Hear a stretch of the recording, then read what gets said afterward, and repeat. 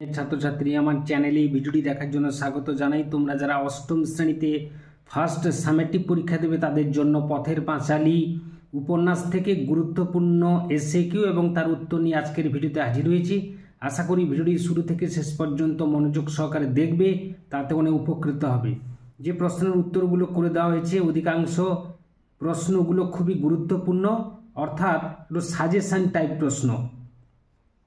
তো দেখে নেওয়া যাক। হাসছো কেন খোকা, এটা কি নাট্যশালা? কার উক্তি? উত্তরে প্রসন্ন গুরু মহাশয় এর উক্তি। বালক অপু কোথায় খরগোশের ছবি দেখেছিল? বালক অপু বর্ণ পরিচয়ে খরগোশের ছবি দেখেছিল। অপুর বাবা মায়ের নাম কি ছিল? অপুর বাবার নাম ছিল হরিহর রায় এবং মায়ের নাম হচ্ছে সর্বজয়া। অপুর পাঠশালার গুরু মহাশয়ের নাম কি ছিল? উত্তরে প্রসন্ন গুরু মশাই বা গুরু মহাশয়। চোখের জল বাঘ মানিত না, কার চোখের জল বাঘ মানিত না? বালক অপু যখন মায়ের মুখে মহাভারত শুনত তখন তার চোখের জল বাঘ মানিত না। হরিহর কার সঙ্গে মৎস্য শিকারে পরামর্শ করেছিলেন? উত্তর হবে হরিহর নবীন পালিতের সঙ্গে মৎস্য শিকারের পরামর্শ করেছিলেন। পরবর্তী প্রশ্ন, নবীন পালিত মাঠে বেড়াতে বেড়াতে কি গল্প করেছিলেন? উত্তর হবে মাঠে বেড়াতে বেড়াতে নবীন পালিত হরিহরের সঙ্গে একবার মাঠের উত্তর অংশের জমিতে শাঁকালু চাষ করে কেমন লাভবান হয়েছিলেন সেই গল্প করেছিলেন। অপুর বইয়ের দপ্তরে বিদ্যাসাগর প্রণীত কোন বইটি ছিল? বিদ্যাসাগর প্রণীত বর্ণ পরিচয় তৃতীয় ভাগ বইটি ছিল। এরপরে পরবর্তী প্রশ্ন, হরিহর রায়ের জ্ঞাতি ভ্রাতার নাম কি ছিল? উত্তর হবে নীলমণি রায়। অপুর বইয়ের দপ্তরে কি কি বই ছিল? খুবই গুরুত্বপূর্ণ প্রশ্ন। উত্তর হবে অপুর বইয়ের দপ্তরে ছিল দুটি মোটা ইংরেজি বই, কবিরাজি ঔষধের তালিকা, একটি পাতা ছেঁড়া দাশু রায়ের পাঁচালী ও একটি 1303 সালের পুরাতন পাঁজি। রাজকৃষ্ণ পালিতের মেয়ের নাম কি ছিল? উত্তর হবে আশালতা। গ্রামের শ্মশানটি কোথায় অবস্থিত ছিল? উত্তর হবে গ্রামের শ্মশানটি ছাতিমতলায় অবস্থিত ছিল।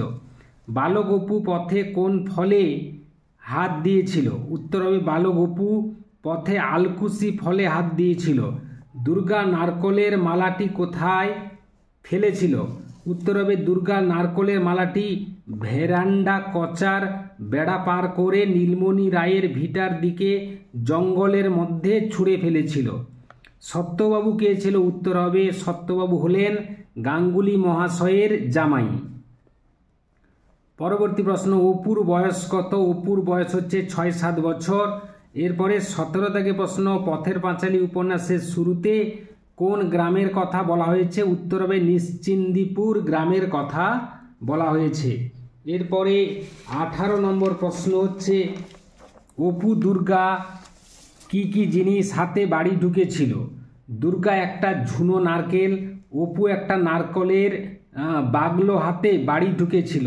পরবর্তী প্রশ্ন, যুদ্ধ জিনিসটা উপভোগ করার জন্য অপু কি করত? অপু একটা বাখারি বা হালকা ডালকে অস্ত্ররূপে হাতে নিয়ে বাড়ির পিছনের বাঁশবাগানের পথে বাইরের উঠোনের ঘুরে ঘুরে বেড়াতো আর আপন মনে যুদ্ধ খেলতো। কুঠির মাঠ দেখতে যাওয়ার সময় অপু কি দেখে বেশি অবাক হয়েছিল? উত্তর হবে অপু খরগোশ দেখে বেশি অবাক হয়েছিল।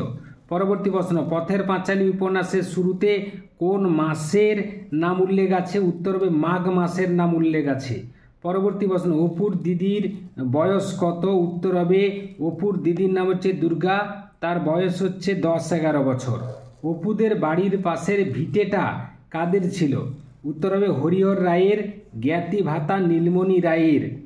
পরবর্তী প্রশ্ন, ইহাই তাহার জগতের সীমা। অপুর জগতের সীমাটি লেখো। অপুর জগতের সীমাটি হলো নেড়াদের বাড়ি, নিজেদের বাড়ির সামনেরটা, বড়জোর রানু দিদিদের বাড়ি, অর্থাৎ এইসব স্থানে অপুর যাওয়া আসা নিরন্তর ছিল। চিনিবাস কি কি জিনিস বিক্রি করে? চিনিবাস হলো একজন ময়রা, সে মুড়কি, বাতাসা এবং অন্যান্য খাবার বিক্রি করে। পরবর্তী প্রশ্ন 26 দাগে, চিনিবাস হরিহরের বাড়ি ঢুকলো না কেন? চিনিবাস হরফে শ্রীনিবাস জানে হরিহরের বাড়ির লোকেরা তার কাছ থেকে কখনো ও কিছু খাবার কেনে না, তাই সে হরিহরের বাড়ির পাশ দিয়ে গেল বটে, কিন্তু ঢুকলো না। হা বা একটা কোথাকার, দুর্গা অপুকে একথা বলেছে কেন? সর্বজয়া যখন ঘাটে খার কাচতে গিয়েছিল তখন অপু আর দুর্গা আমের কুশি তেল নুন দিয়ে খেয়েছিল। অপু অসাবধানে আম খাওয়ার কথা মার কাছে প্রকাশ করে, তাই দুর্গা অপুর বুদ্ধিহীনতা লক্ষ্য করে একথা বলেছিল। হরিহর কোথায় কাজ করে? খুবই গুরুত্বপূর্ণ প্রশ্ন। হরিহর অন্নদা রায়ের বাড়িতে গমস্তার কাজ করে। গ্রামের বাইরের নদীর ধারের মাঠটি কি নামে পরিচিত? নদীর ধারের মাঠটি কুঠির মাঠ নামে পরিচিত।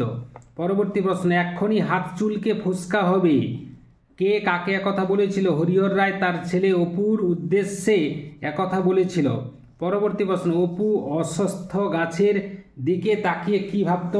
অপু দূরের কোনো দেশের কথা ভাবত, যে দেশের রাজপুত্রদের কথা সে মা সর্বজয়ের মুখে শোনে। পরবর্তী প্রশ্ন, ও মা, ও আবার কে রে? কে চিনতে পারছি নে? সর্বজয়া কেনই মন্তব্য করেছিল? বালক অপু ওড়কলমি ফুলের নোলক পরে দিদিকে আড়াল করে দাঁড়িয়েছিল। সেই নোলক পরা অবস্থায় অপুকে দেখে চিনতে না পেরে সর্বজয় মন্তব্যটি করেছিল। দুর্গার বাক্সে কি কি চুরিদ্রব্য পাওয়া গেছিল? দুর্গার বাক্সে পুঁথির মালা ও কিছু আমের গুটি পাওয়া গেছিল। দিদির জন্য কখন অপুর মন খুব মমতা হয়?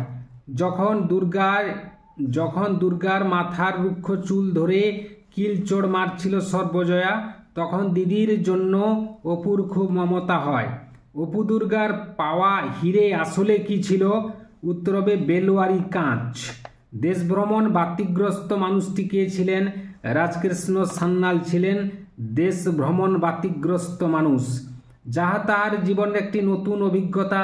অভিজ্ঞতাটি কি? অভিজ্ঞতাটি হলো শ্রুতিলিখন লেখা। সেই লেখাটি ছিল সেই জনস্থান মধ্যবর্তী প্রস্রবণগিরি। অপু নীলু একসঙ্গে কোথায় কেন গিয়েছিল? উত্তর হবে অপু নীলু একসঙ্গে গিয়েছিল দক্ষিণ মাঠে পাখির ছানা দেখতে। ভয় কি মোরে ও বাবারা, মুই মারতি যাইনি, মুই ধরতিও যাইনি। বক্তা কে কাকে বলেছে? বক্তা হলো আতুরি বুড়ি বা আতুরি ডাইনি। অপু আর নীলুকে প্রশ্নে উদ্ধৃত কথাটি বলেছে। পরবর্তী প্রশ্ন, ওদের তুমি মঙ্গল করো, তুমি ওদের মুখের দিকে চেও, কে কাদের জন্য এই প্রার্থনা করেছিল? উত্তর হবে অপু দুর্গার মা সর্বজয়া তার সন্তানদের জন্য ঠাকুরের কাছে এই প্রার্থনা করেছিল। পরবর্তী প্রশ্ন, অপুর টিনের বাক্সে কি কি সম্পত্তি ছিল? একটা রং ওঠা কাঠের ঘোড়া, যার দাম 4 পয়সা। একটা টিনের ভেপু বাঁশি, একটা হবে, এটা হয়ে গেছে, একটা টিনের ভেপু বাঁশি এবং গোটা কত কড়ি। এছাড়া একটি 2 পয়সা দামের পিস্তল, কতগুলো শুকনো নাটা ফল ও কিছু খাপড়ার কুচি ছিল। বৃষ্টি থামানোর জন্য, অর্থাৎ কালবৈশাখী ঝড়ে বৃষ্টি থামানোর জন্য দুর্গা কোন ছড়াটি বলেছিল? দুর্গা বলেছিল, নেবুর পাতায় কর্মচা, হে বৃষ্টি ধরে যা, এই ছড়াটি বলেছিল। অপু অশ্বত্থ গাছটির দিকে তাকিয়ে কি ভাবত? অনেক দূরের কোনো দেশের কথা ভাবত। কারা কবে নীলকণ্ঠ পাখি দেখতে গিয়েছিল? নিশ্চিন্দিপুরের কয়েকজন লোক মাঘ মাসের শেষে সরস্বতী পূজার বিকেলে গ্রামের বাইরের মাঠে নীলকণ্ঠ পাখি দেখতে গেছিল। দুপুরে খাওয়ার পর অপু কি করত?